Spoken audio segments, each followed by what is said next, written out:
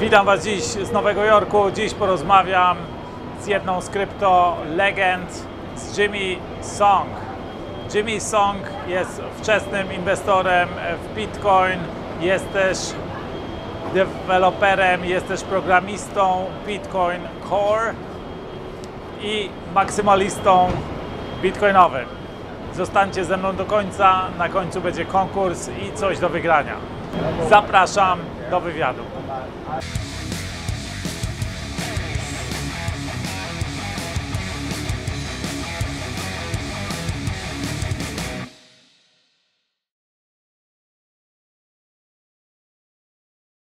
Jimmy, we are presenting, great people, the movers of shakers of the industry on my channel. So tell me about your story. When did you find out about Bitcoin, about the industry? How did you come to the industry? Yeah, so I got into it in 2011 when I saw a story on Slashdot. And Slashdot is sort of like a technical website, and it said, the story, I know most of the stories, but one of them was, Bitcoin has broken $1. I'm like, what the hell is Bitcoin, and why don't I know about this? I consider myself a pretty technically knowledgeable guy, so I was like, how do I not know about this?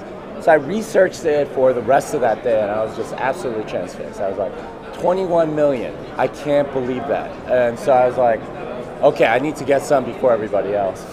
And at that time, you couldn't really buy Bitcoin very easily. You had to transfer money into Douala, and then you had to transfer money from Douala to Mt. Gox, and then buy from Mt. Gox and then extract it. So it took like two weeks to actually set up the pipeline to get it. You couldn't buy it with a credit card or anything. So I ended up just sort of forgetting about it. Biggest regret of my life is not buying Bitcoin at $1. So eventually I did buy some. That summer it went up to $30, and I was like, oh crap, I gotta go buy some. So I finally did it around that point. So it was 2011. And then 2013, I just held it at Mt. Gox all that time. And 2013, one of my friends told me, you really need to get your money out of Mt. Gox, man. They're doing some shady stuff. So I was like, oh, okay. And I looked into wallets and stuff. I was like, all right, how do I do this? So you didn't even have a wallet? No, I didn't have a wallet. I just kept my money on Mt. Gox. So I'm very sympathetic to all those people that just sort of keep it on our exchange. And of course I owe that friend a huge debt of gratitude because he told me to get it out. So I downloaded the Armory wallet, and I was like, man, this is crappy. Which is ironic because I ended up working as VP of engineering there like a couple of years later. Okay. So I downloaded it. I moved out all my Mt. Gox coins to Armory. And of course, later that year, they had some serious problems, and they ended up going bankrupt. But that's how I got into Bitcoin development. Was I realized, okay, it needs more infrastructure. You didn't have to learn that lesson hard way. No, right? no. Thankfully, my friend spared me. And Andrew Hires, if you're out there, I owe you. I was talking like several months ago to Roger Ver, and he didn't lose money in that hack, but he did in the one before. I mean, anyone that's been in this space for a while has been through so many hacks that you learn how to manage your own money. And the list of scams in crypto is just like so huge. Even right now, there's a ton of them. So that was like the big lesson, and that's how I got into Bitcoin development, was because I was like, okay, there are all these other tools. Your background is more of a developer at that time, or a scientist or cryptographer? Well, I was a programmer for 15 years before I got into Bitcoin development, and this was 2013. And I was a full stack developer. I did all sorts of stuff. 2013, I started using the software, and then I got into colored coins. And I started developing and helping move that project forward. And that's I got paid in Bitcoin to work on open source, which was kind of it was from a guy in the Ukraine. Only with Bitcoin can you do that, right? Like some guy in the Ukraine is paying me Bitcoins to work on something, and I'm like in Austin, and it was amazing. I was like, this is amazing. Alex Mizrahi, if you're out there, you're the first one that gave me a Bitcoin job, so he knows who he is. But yeah, that was just really cool, and I was working on that 40 hours a week, along with my job, 40 hours a week. So I was like, and I have kids and stuff, so it was really tough. I was like, all right, you know what? I should just quit and do Bitcoin stuff. So that's what I did. I worked at Monetos after that, and then after that I worked at Armory, and then I worked at Paxos, and now I'm teaching Bitcoin programmers. Exactly. I will come to that topic, to your teaching, because I advise my viewers, my audience, to get fit into in Bitcoin, and also in programming, and this is, actually the safest, the easiest way to become a millionaire in Bitcoin with no advance money is actually to program, right? Yeah. And to get involved as a programmer in the space, right? Because on average, I think beginner blockchain programmer earns on average $162,000 a year. Yeah, and I think that's on the low side, actually. On the low side, right? Well, if you think about all the ICOs, think about all the ICOs and how much money they have. They have so much money, and there is one programmer for every 9 positions. Yeah. For 11. 11 positions. 11 positions. Yeah, it's getting crazy. There are more money in the space than there are people in the space, or programmers in the space. So they throw money at you. And so this is there's a supply problem. Yeah. And the interesting thing about the supply is that a lot of these people now have way too much money. So you can't convince them to work for you unless you give them like a tremendous amount of money. So, I mean, a lot of Bitcoin devs obviously have FU money, right? Like they don't need to work for anybody. And like crappy ICOs especially can't get developers. So, I mean, there's a huge developer shortage all over the map, but especially for a lot of these crappy ICOs. I don't think you should work for them, but they are part of the statistic, and that they drive the demand. Okay, so you are Bitcoin core developer yourself. Yes, I am. And you teach also about Bitcoin programming. Yeah, so it's a 2-day course. Yeah, it's over 2 days, and you create your own Bitcoin library in Python from scratch. Okay. So you start with very basic math primitives, finite fields, elliptic curves. And you have to understand that in order to understand elliptic curve cryptography. At that point, you understand signing and verification and what that actually means. And then you can create transactions, and then you can create block, or understand how to parse and blocks and understand what proof of work is. And eventually you can, you have enough sort of mental hooks to be able to continue on that stuff and be able to develop in a normal way. So how can people find you in that area? I mean, where do you have a website for that, or it's programmingblockchain.com. And very good address. Yeah, so and there's a link to scholarships. So we've been giving away more scholarships, so it's easier than ever. So my course isn't cheap, right? It's like $3,000 if you book a month ahead of time, up to $4,000 if you're booking like 3 days before. My course in New York, by the way, is full, so don't apply for that. Toronto, Sao Paulo, Denver, those are more open. Okay, so they are like actually presence courses. It's not you don't give webinars on that. No, not yet. Okay. But it's 2 days, direct instruction, and you have to code your own library. There's a point in the second day where I send you testnet coins, and you have to create a transaction that spends those coins from using your library, and that tends to be a big highlight for all my students.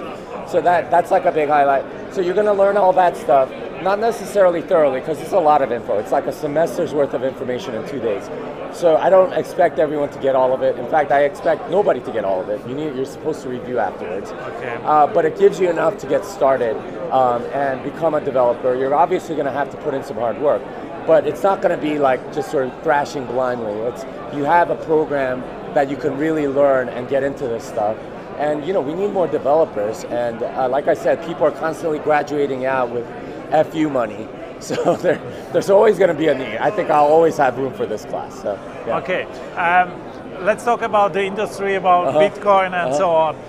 You're a Bitcoin maximalist, from what I know. Did you invest in any altcoins? Well, I have altcoins that I respect. So Monero, Zcash, and Decred I definitely respect, because their developers actually know what the hell they're doing. A lot of other coins just sort of clone Bitcoin and change maybe 1 or 2 parameters, or do things in a way that are completely insecure and call it secure. With those 3 projects, I think they actually have something.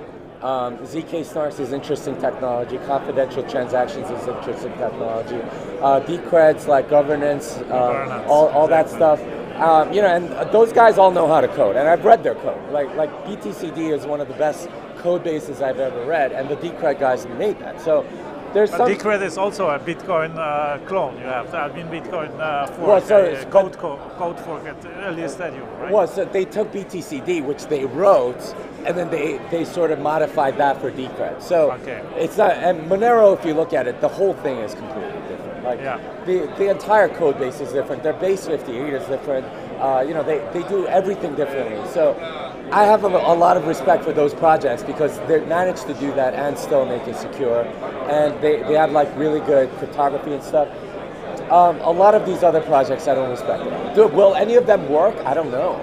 But I at least respect their development. Okay, there are of course many projects in the blockchain space, let's say, which are not like currency based or not for another use case. What do you see as the most interesting use cases from the standpoint of investor? Like which industries would be affected next in most profoundly? What do you think? All right, so I wrote an article on this yesterday, why blockchain is hard. And I spoke at the panel yesterday and talked about how blockchain just is this amorphous, nebulous word that apparently you can sprinkle on anything and make everything awesome and fly or something. I don't think that's the case. There are aspects of blockchain technology, which the only real use case that I've seen is Bitcoin.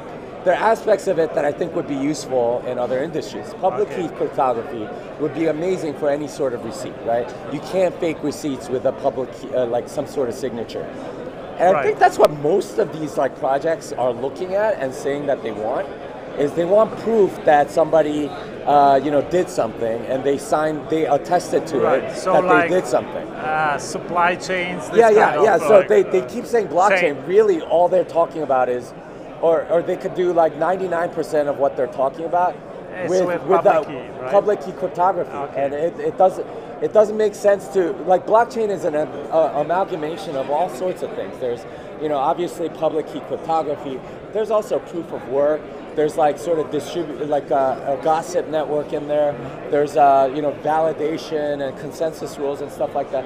It's a very heavy machinery, and you only really need it for Bitcoin. For a lot of other industries, like taking that whole machine doesn't really make sense. You want to maybe take components, and that would be very useful. Like, you know, the idea of receipts that are signed, so you have proof, non-repudiatable proof that somebody did something for you. That's actually very useful in certain contexts. But it's technology from 1991. It's just like people are finally realizing, oh, we could actually use it for ours, and they're calling it blockchain for some reason, which doesn't make any sense. Okay. What about mainstream adoption or the broad adoption of Bitcoin, or let's say of cryptocurrencies? How far are we there, or how soon will it happen? And what are the major roadblocks you see on the way there? What challenges should be solved before that? Well, if I were a social scientist or an economist or a political person, I would be able to answer that. But I'm really just a technical guy, right? I could tell you. So you think there are no like technical challenges? Well, I mean there are, but I think mostly it works, right? Bitcoin already works, and you know, those are more sort of social adoption, sort of like people that are maybe more into marketing and have studied like how things spread. Those would be the people to ask that question. I'm the technical guy. If you want me to, so you don't think like that? Let's say fungibility would be an issue that need to be addressed, or I mean, it might be, but again, that's a social question, right? Like it's not necessarily a technical one. I know what's possible. I know how it could get adopted. But is it really demanded by the market? I don't know. Is it really something that people need in order to really adopt it? I don't know. Those aren't questions that I'm really qualified to answer. Above my pay grade, if you will. Okay. Yeah. Okay. Let's talk maybe about what were the most surprising things that because you are in the crypto space for 5 years that happened in crypto space that most surprised you. Okay. The biggest one, I think, was you know, Bitcoin Cash. I think that was, to me, the biggest event, the most uncertain event, and the one that proved Bitcoin's anti-fragility more so than anything else. I wrote an article back last April, why the divorce why a Bitcoin divorce will be really, really painful. And I made this argument that we would lose like all sorts of things as a result of splitting. And none of that turned out to be true. So I'm glad that I was wrong. And I was really scared about it. What Bitcoin Cash proved to me was that Bitcoin is actually anti-fragile. Things that attack it make it actually stronger. And that was extremely surprising to me. And that's there's an article I wrote for CoinDesk at the end of last year where it was like 2017 was the year that Bitcoin became anti-fragile. And if you're not familiar with that concept, please read that book by Nassim Taleb. Excellent book. But you know, that to me was extremely important in the history of Bitcoin because it proved to not just me, but to the entire economy, hey, you know what? This thing's gonna last. And there aren't many things that are able to destroy this thing. And we're not sure if anything can. So it was a wonderful surprise in a very good way. Okay, how do you see these, let's say, attacks from the side of governments on Bitcoin? How do you see that play out, midterm, long term? Again, it's more a social question, okay. but I don't know. And I don't know. I've been trying not to pay attention to politics for a reason. Okay. Talking about books, what are the other books on, let's say, money that help people understand blockchain better? What are the things you would recommend people to read? All right, so I'm gonna totally show for safety in here. This is the book that you should read. Standard. This is the book you should read. Okay. This explains everything economically. Economically, it's not like technical. It's not. There's slightly technical stuff, but it's very approachable. Okay. He's an economist, Austrian economist by trade, but he goes so through. you are also into Austrian. Yeah. But he goes through rhinestones, gold, and all of the reasons why you need money to have certain properties, and how Bitcoin fills all of them. So this is the book to get. This is the book to get, guys. Okay. So almost the last question. You know, I make some once a year. I make some predictions what may happen in that in the industry. What would be your prediction for the next months or maybe next year? Let's say something that isn't very clear to everybody, that is maybe non-intuitive, that you think may happen in the next months, in the coming year. I think it's very intuitive, but I think a lot of these blockchain projects are complete crap and they'll fall on their faces. Okay. Okay. Last question. Any message to the audience? Something you would like to share? Maybe some lessons, some advice, or just some message? Yeah. So the one piece of advice that I give everybody when they're getting into Bitcoin is really know your investment. A lot of people get in it, just get into it because they want to get rich or whatever. But if you really want the 100x gains, you need to know what the hell you're investing in, because that's what will give you the conviction to hold through a 100x gain. It's very tempting to sell when you've doubled your money. It's very tempting to sell when you tripled your money and then it's gone down 50%. Right. What keeps you in it is actually knowing what the hell everything is. So go learn. And if you can, go learn how to code. Because software really is eating the world. And if you don't know software, if you don't know how to code, you are going to be one of those people who eat. So that's my message to you guys. Wonderful. Jimmy, thank you for your time. Have you. Fun here at the conference, and I wish you success with your projects. Thank you. All right. See you guys from This song is done. Widzę, że ten film Ci się podobał. Jeśli tak, to daj mi łapkę w górę, zasubskrybuj pod spodem. Nie zapomnij nacisnąć dzwoneczka, żeby nie przegapiać moich filmów. Zapraszam do komentarzy, podziel się Twoją opinią na temat tego, o czym tutaj mówiliśmy. Jakie jest Twoje zdanie, jaka jest Twoja perspektywa, co myślisz na ten temat, jakie jest być może Twoje doświadczenie. Udostępnij ten film znajomym, przyjaciołom, podziękują Ci za to. Mówiłem na początku o konkursie, teraz konkurs. Zróbmy tak, weźcie jakiś cytat z tego wideo albo swój komentarz i udostępnijcie link do tego wideo z komentarzem albo z swoim cytatem na Twoim Twitterze, na Twoim Facebooku, na którymś z Twoich profilów społecznościowych. Do tego nie zapomnij dodać Twojego adresu Byteball. Jeśli nie wiesz, co to Byteball, wejdź na byteball.org, ściągnij portfel, dostaniesz adres, daj swój adres Byteball i daj hash indywidualista. My będziemy monitorować media społecznościowe, Wśród najlepszych komentarzy, najlepszych udostępnień, najbardziej kreatywnych, może najbardziej efektywnych, wybiorę kilka i zwycięzcą przeleję trochę Bite Bites. Jeśli ten film Ci się podobał, to z pewnością spodobają Ci się moje inne filmy. Tutaj znajdziesz niektóre z moich najlepszych filmów. To tyle na dziś z Nowego Jorku. Życzę Ci fantastycznego dnia. Dokonajmy czegoś niezwykłego.